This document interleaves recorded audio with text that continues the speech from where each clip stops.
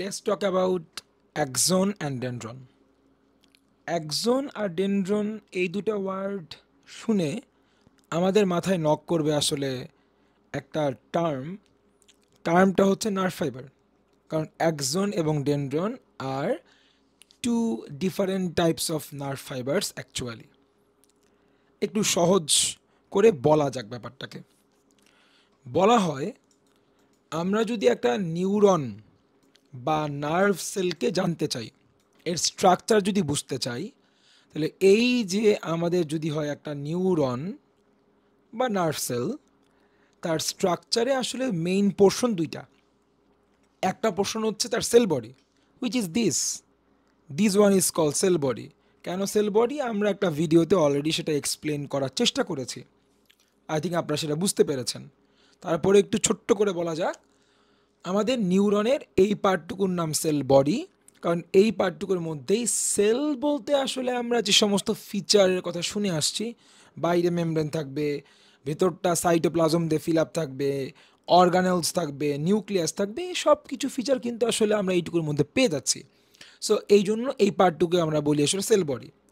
তো sell body ছাড়া, except sell body, একটা নিউরন বা নার্ভ সেলের বাকি যা কিছু আছে ওগুলাই আসলে কিন্তু নার্ভ ফাইবার। তার মানে স্যার, এইটুকু যদি হয় সেল বডিকে আপনি যদি বাদ দেন, তাহলে এই সেল বডির চারপাশে, অথবা আমি এভাবে করে বলতে পারি, সেল বডি থেকেই কিন্তু আসলে ওরা অরিজিনেট করে। এই যে খেয়াল করেন, এই সেল বডি থেকেই, সেল বডির সামনে, এই যে এর রাইট থেকে লেফট থেকে বিলো, সো চারপাশ থেকেই কিন্তু আসলে ওরা অরিজিনেট করে। তাহলে সেল বডিকে বাদ দিলে, তাহলে সেল বডিকে যদি আমরা এখন আপাতত আমাদের যদি ডিসকাশনে যদি আমরা জায়গা না দেই, প্লেস না দেই, ওকে আমি সরাই দিলাম, তাহলে সেল বডি বাদে একটা নিউরনের বাকি যা কিছু আছে, those are actually nerve fibres, যাদের অরিজিন অফকোর্স কই থেকে, ওই সেল বডি থেকে যাদের অরিজিন। তো সেল বডি থেকে হলো অরিজিনেট হলো, অরিজিন করলো, এমন নার্ভ ফাইবার আসলে কয় ধরনের পাচ্ছি আমরা। খেয়াল করব, এই আবারও আমি যদি দেখাই, এটা যদি হয় সেল বডি, তাহলে সেল বডি থেকে অরিজিনেট হলো এমন নার্ভ ফাইবার কিন্তু এইটা হলো একটা। তাহলে এরকম কিন্তু বেশ কয়েকটা নার্ভ ফাইবার আছে, আর এটা কিন্তু আরেক ধরনের nerve fibre. So sell body থেকে অরিজিনেট করা সব নার্ভ ফাইবার তাহলে আমরা কি বোঝানোর ট্রাই করতেছি, একরকম না। তাহলে এই যে নার্ভ ফাইবারটা বা এর মতো আরও যারা আছে, সবাই কিন্তু শর্ট। তাহলে আমি যদি সাইজ ওয়াইজ কম্পেয়ার করি, তাহলে এমন কিছু আমরা নার্ভ ফাইবার্স পাবো, অফকোর্স সেল বডি থেকে অরিজিনেট করলেই সেটা নার্ভ ফাইবার, তাহলে ওরা সবাই আসলে সেল বডি থেকে অরিজিনেট করতেছে, বাট মিলটা হচ্ছে সবার সাইজই কেমন শর্ট।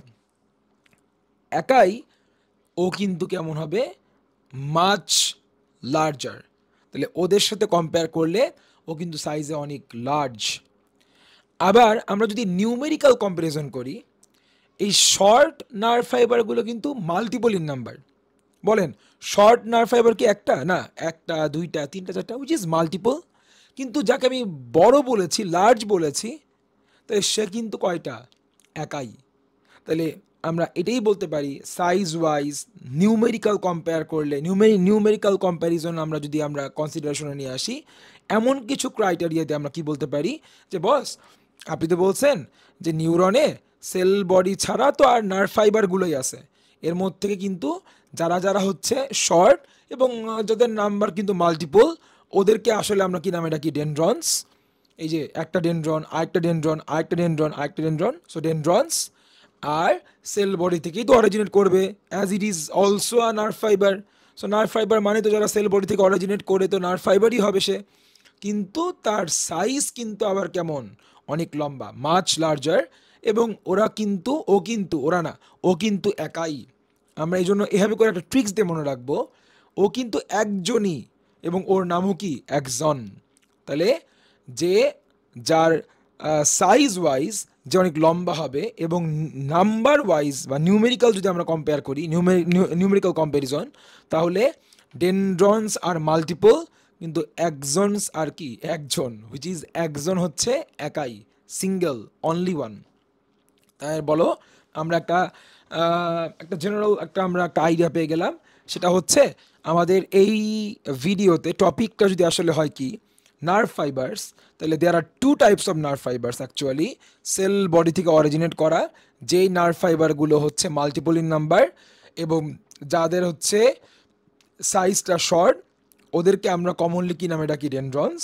আর সেল বডি থেকে অরিজিনেট করা যেই নার্ভ ফাইবারটা, the nerve fiber which is larger in size and number is only one, তাহলে ওই নার্ভ ফাইবারকেই আমরা কি বলবো অ্যাক্সন। তাহলে এটাই ছিল আসলে আমাদের একটা বেসিক একটা মেইন একটা তোমার হচ্ছে কি বলবো primary information about the nerve fibres. Then তোমাকে যেটা মনে রাখতে হবে যে নার্ভ ফাইবার নিয়ে আসলে আমরা আর কি পড়তে পারি পরীক্ষার জন্য। আমরা তো একটা প্রাইমারি একটা আইডিয়া পেয়ে গেলাম, বাট আমাকে তো পরীক্ষা কভার করতে হবে। সো নার্ভ ফাইবার যদি আমরা বুঝতে পারলাম দু ধরনের হয়, বেসিক্যালি দু ধরনেরই তো হচ্ছে ডেনড্রন আর ছিল অ্যাক্সন, ডেনড্রনস আর হচ্ছে অ্যাক্সন। তাহলে এদেরকে নিয়ে ডিফারেন্সেস পরীক্ষায় লিখতে বলতে পারে যে write down the differences between axon and dendrons বা ডেনড্রন। তাহলে আমরা কি সেটা নোটে পাবো? জি স্যার পাবেন। সুন্দর করে আমি লেখার ট্রাই করেছি, বলার চেষ্টা করবো ইনশাল্লাহ যে এই these are differences between axon and dendron. এই ডিফারেন্সগুলো আমরা দুইটা স্টেপে ইনশাল্লাহ নেক্সট ভিডিওতে আমরা বলে দিব।